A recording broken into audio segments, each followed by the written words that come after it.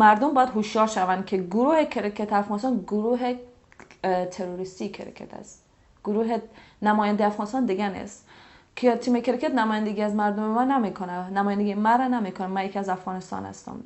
نمایندگی چند افرادی مثل خودش هم میکنه و طالبان هم میکنه.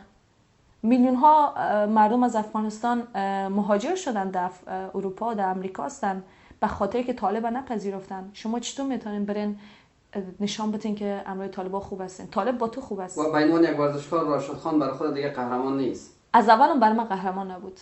واقعیت براتون بگم، یعنی مثلا رشته کرکت فنشون نیستم.